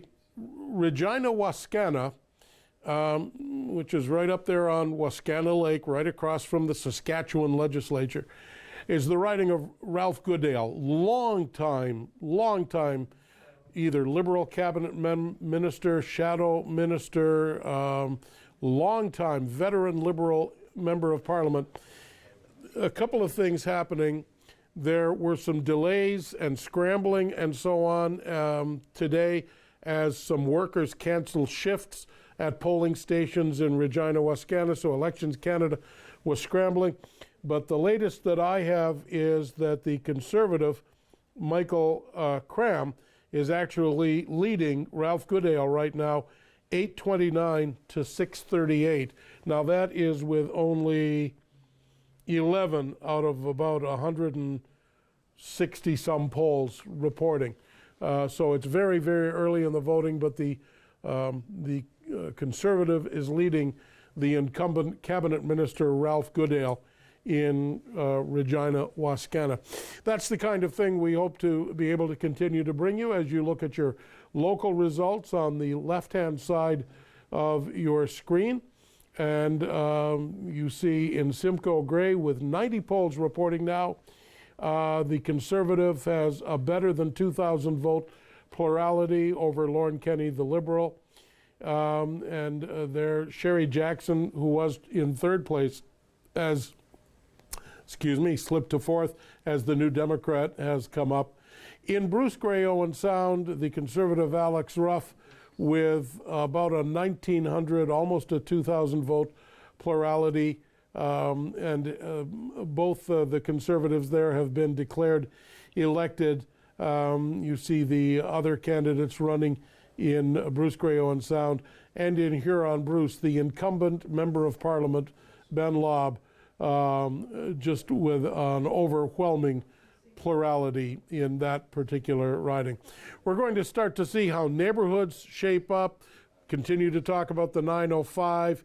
You look at the back of the Elephant and across southern Georgian Bay and so on, you see, the blue ridings. Haven't really been able to pick up on some regional things, what's going on in southwestern Ontario and so on. You see the NDP only leading or elected in 22 ridings across the country, down from the 39 that they held at the dissolution of Parliament. And the Greens now elected in one and leading in one. I'd be willing to bet the leading in one is Elizabeth May's riding in Saanich, the Gulf Islands. The elected is in the province of New Brunswick. And the People's Party of Canada still looking to get on the board. So those are your numbers across the bottom of the screen. You see your local numbers continuing on the right side of the screen. We'll continue to pick up on the things we need to tell you.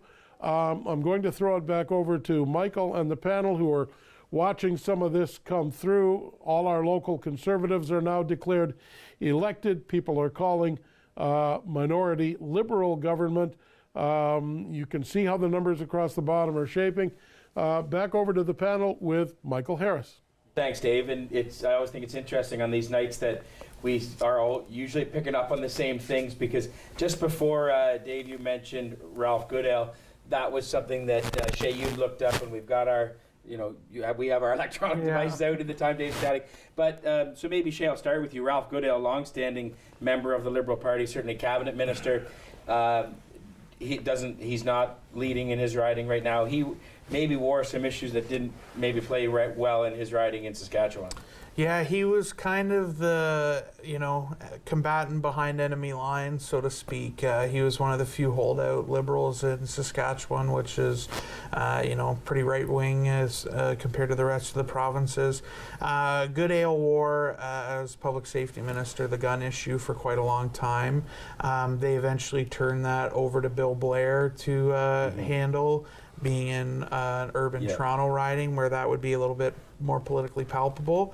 But I think that in combination with the pipeline issues, Premier Scott Moe, very vocal opponent to the Liberal government, especially on that issue. Goodale had a minor lead in the presumed polling going into this, but if that holds as it is now, that's going to be huge, because he's been a stalwart of that party for 20 years. So let's go back for all three of you. Certainly here on Rogers TV, Grey County, we want to think locally. While we're showing all the national results, and that does factor into our local results, but in our three ridings, Simcoe Grey, no incumbent, but the incumbent party is elected, the Conservative Party. Bruce Grey Owen Sound, the same thing, no incumbent running, but the incumbent party, the Conservative, running. And then Ben Lobb is the incumbent Conservative in Huron-Bruce, is elected. So there's kind of two topics there. No change in our ridings. You'd speak about that in general, but also how do our representatives in rural Ontario, and it doesn't look like they'll also have the ear of the Prime Minister, which is not new for us in the last 4 years. How do our representatives from rural Ontario make sure that our voices, and by extension their voices, are heard in the House of Commons? Ruth, what do you think? How do they make sure that they get to represent us here in rural Ontario, have our issues on the main stage, I guess? Well, I think just practically speaking, it's always easier if you're the party in power. And I think when that did happen, the Conservatives, and Larry had the opportunity of being a member when the Conservatives were in power, then you are listened to more. But for some reason, this area must feel that the Conservatives are listening to their concerns. I don't know why the Liberals don't seem to have an ear to listening to things that are going on in rural Ontario. I know Colleen's been working a lot with this, the rural voice, and how it's not heard And it's inexcusable that the concerns of the rural municipalities are not heard. But even when the party in power has a sitting member, it still doesn't seem to make a difference. So it is a perplexing problem. It's like the urban communities in our country just take all the oxygen. Right.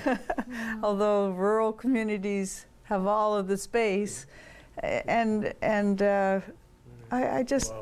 just really wish that we had more of, not just a voice, but more of a,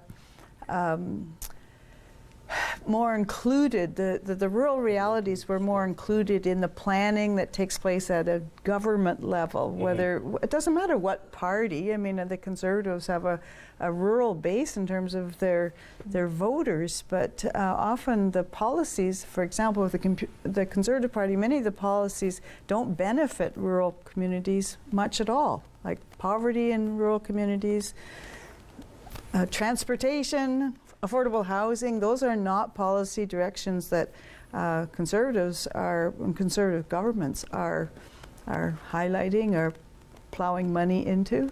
So it's kind of I just don't get it, how it fits. I'm not advocating, I don't think the Liberals listen very well either when they're in power. I'm not saying that it's a Conservative problem. It's just there are opportunities in rural communities that would work a lot better if somebody was listening up the food chain. Yeah. When you take a riding that's the size of Prince Edward Island, That's ours. which is our riding, and yet sparsely populated in terms of votes, I think this is a lot of what it comes down to. You can go into Toronto and get huge bang for your buck, as they say, in making a decision to put a subway. And we're up here with no buses to take us from one place to another. So it's maybe comes down to votes. Well, and I don't know if I'm cynical or I view it simplistically or both, but it's just, again, that power shift that we talked about, where it goes one cycles through the other. And if we believe that the governing parties of our country are motivated more by power than by issues, it makes sense that rural voices would fall by the wayside. Yeah, but why is that? Well, I think again, it's just the basis of our system, right? It's the dynamic that it's built up on. If I'm motivated to get elected, I go where the votes are. And that's just that simple. And that's where, if you show the riding map to somebody, right? And so you've got that concentration of ridings and constituencies within those urban centers, and then you see like a Timmins James Bay riding that is, enormous, and fly-in communities and things of that nature. Like, and that's what you're saying, the issues that they face might be different than what we face in Bruce Grey Owen Sound, but if you're in Markham Stouffville, that might be the same as Scarborough Agincourt. Yeah. I don't know. Yeah. See, by helping the voters, like I said, in Markham Stouffville, you're also getting the people in another urban riding. I don't know if that's I the way think it works it's or all not. part of a trend to kind of concentrate power and wealth in small circles, if you know what I mean. So the general well-being of everybody is not given. There's no balancing so that there's everybody's heard more equally, or a drive to equality or equity is kind of, we've just taken our foot off that gas pedal. The drive to equity and equality across the country, whether you're in the north or the south or rural or urban, that Canadians can expect some equity. We've taken our foot off that gas pedal. That used to be a very powerful motivator in Canada in terms of a vision of Canada. Well, I genuinely hope one of the only hopeful things I have of the coalition government that I see on the horizon is that electoral reform change. Because, not to plug my own letter, but I submitted a letter to the editor to the Owen Sound Hub, and I talked about how I felt that the Conservatives and Liberals try and cast such a broad net that to represent everybody, and as a consequence of that, truly represent nobody.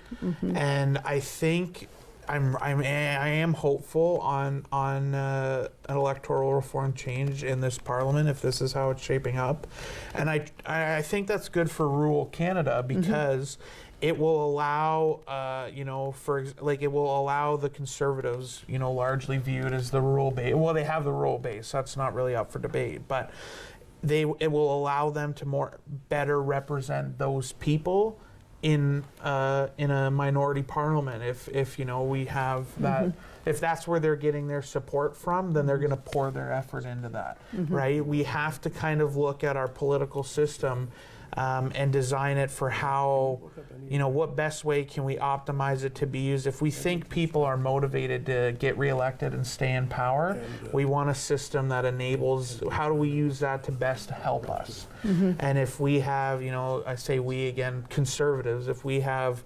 30% of the vote and that's all coming from the rural ridings, that's a big chunk of support in a minority parliament. And then they can focus on those issues because they are still trying to appeal to Toronto, and where Liberals have their base in the city, they're doing little things to try and appeal out in rural Canada, and it's gimmies that don't really help anybody. And so I am hopeful that we will get that electoral reform change and hopefully see some more better things across the country, but in rural Canada specifically. Well, let's look at the popular vote there, I believe is what we're looking at the bottom row. Wow, the Liberals with 34% of the popular vote, and the Conservatives with 33.7, so almost identical. But we're at 109 or 100 the seat differences are great, right? And that's not uncommon. To see someone get a clear majority even with 39% of the vote. And so I think that's what we're getting at here, right? Is that idea that you can get that majority without necessarily representing the majority of people. So many people feel left out of the decision making or feel that their needs are not being heard. Before we go back to Dave, what I wanted to touch on is, if you look at these results again, the only leader that really has bettered their situation is the Bloc Québécois. Yes. Or done more than maybe what they expected, right? Andrew Scheer, I'm sure, was hoping as a Conservative to form either the leading of the majority or like majority government or leader in a minority government. What does this, it's maybe too early to tell, but prediction-wise, what do you think this means for the leaders for Justin Trudeau, for Andrew Scheer, for Jagmeet Singh? What do you think this election result means for these leaders? Maybe, Colleen, we can start with you. You can choose one leader or all three if you like. Well, it's disappointing with the NDP, I must say. I really like Jagmeet Singh, and I thought he did a great job. But Shay said earlier it might have been just too late in the campaign. So I don't think that's a good result for him as a leader. I was very, very excited about him as a leader of the NDP, and I think we should be really happy to have a visible minority Canadian as a leader, as a federal leader. I think it's fantastic.